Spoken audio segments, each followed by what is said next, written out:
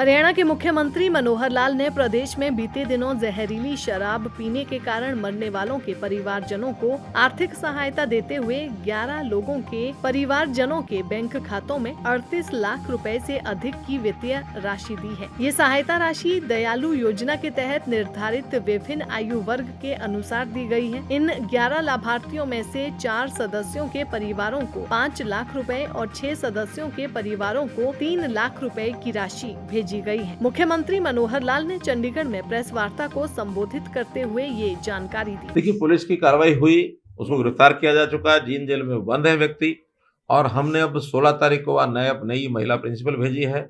वहाँ के कुछ स्टाफ को बदलने की भी हमारी एक टीम जो है डिपार्टमेंट की यहाँ से एजुकेशन की गई थी, जिसमें महिला और पुरुष सब गए थे। सारी जानकारियाँ उन बच्चियों से भी जानकारी ली गई है, उनके पेरेंट्स से भी ली गई है।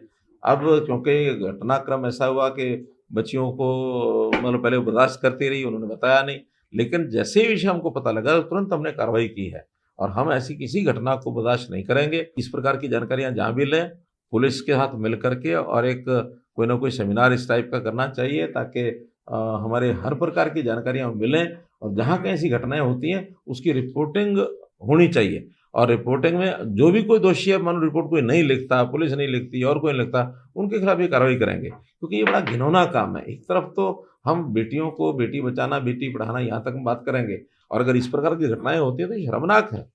और हम बहुत इस मामले में बहुत स्ट्रिक्टली सारे एक्शन करेंगे, जैसे अभी किया है। और इसके अंदर कहीं की भी कोई घटना ऐसी आती है तो हमने तो अपने यहाँ कानून पास किया कि 12 साल की बच्ची के साथ अगर ऐसी कोई घिनौनी हरकत होती है तो उसको फांसी की सजा।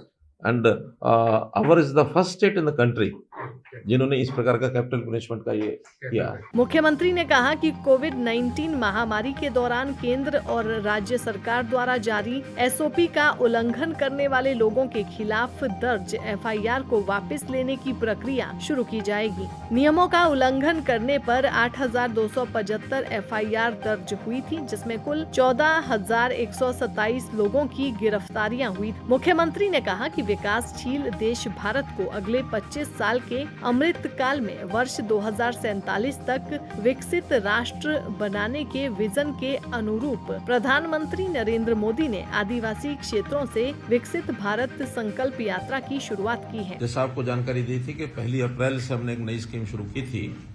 ऐसे गरीब परिवार बीपीएल जिनकी आय सीमा 1,80,000 रुपए वार्षिक होती है, उसका सदस्य यदि उसकी आयु 6 वर्ष से ऊपर है और 60 साल से तक है, तो ऐसे उनको परिवार को सांत्वना देने की दृष्टि से कुछ राशि की हमने घोषणा की थी कि उसको कंपनसेशन हम देंगे।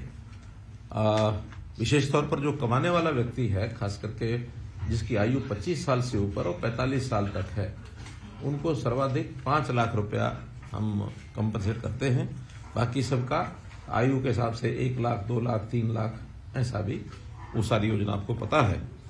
इसमें अभी तक पहले 1964 लाभ पात्रों को हम 75 करोड़ रुपया उनके बैंक खातों में डाल चुके हैं, और आज एक अन्य किश्त 44 करोड़ 48 लाख रुपए 1159 ऐसे व्यक्ति के उनके परिवार के खाते में ये हम डाल रहे हैं।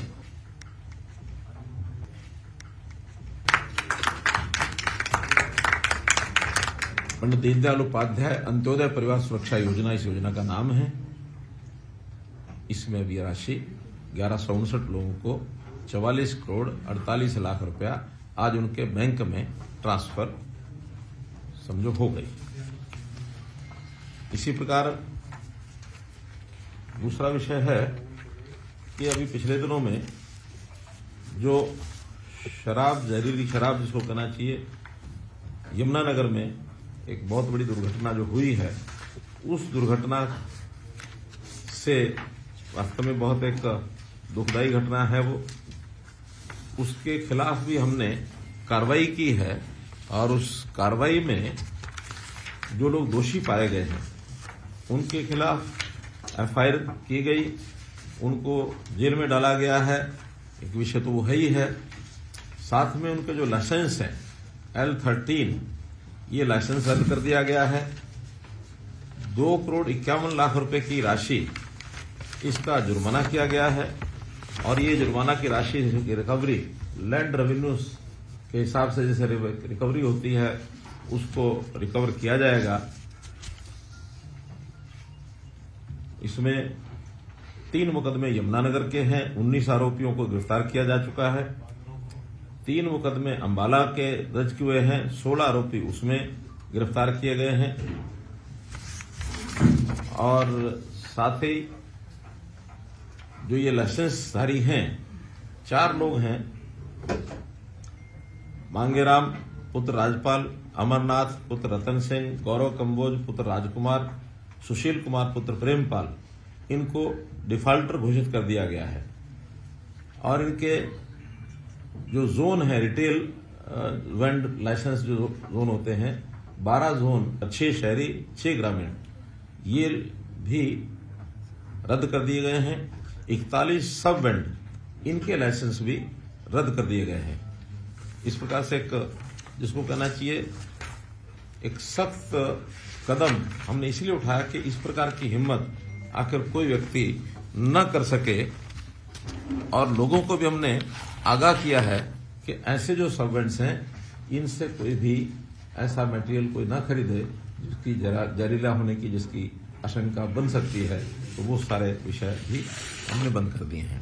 जो आज दयालु स्कीम में हमने बेनिफिशियरीज को पैसा जो ट्रांसफर किया है उसमें 11 लोग ये लोग भी हैं। 18 की डेथ हुई है तो 11 लोग उसमें कवर होते हैं, उनको भी पैसा भेज दिया गया है। ज्यादातर लोग तो उसमें 5 लाख रुपए वाले हैं, कुछ 3 लाख वाले हैं आयु के हिसाब से। एक ऐसा है जो सिंगल मेंबर फैमिली था तो उसको तो पैसा भेजने का कोई कारण बनता नहीं कि परिवार में और कोई व्यक्ति नहीं है। 3 अभी ऐसे बचे हैं जिनका अभी डेथ सर्टिफिकेट नहीं मिला है, उसके डेथ का कारण भी नहीं पता लगा है।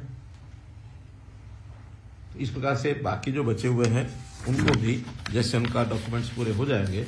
जिला जींद में स्कूली छात्रों के साथ अभद्र व्यवहार को लेकर पूछे गए एक सवाल के जवाब में मुख्यमंत्री ने कहा कि सरकार ऐसी घटना बिल्कुल बर्दाश्त नहीं करेगी, आरोपी को बख्शा नहीं जाएगा। पुलिस द्वारा मामले में तुरंत कार्रवाई करते हुए आरोपी को गिरफ्तार किया गया है। संबंधित स्कूल में महिला प्रिंसिपल को नियुक्त कर दिया गया है और 16 नए स्टाफ की नियुक्ति भी की गई है। दैनिक सवेरा के लिए चंडीगढ़ से डॉक्टर सुरेंद्र धीमान की रिपोर्ट।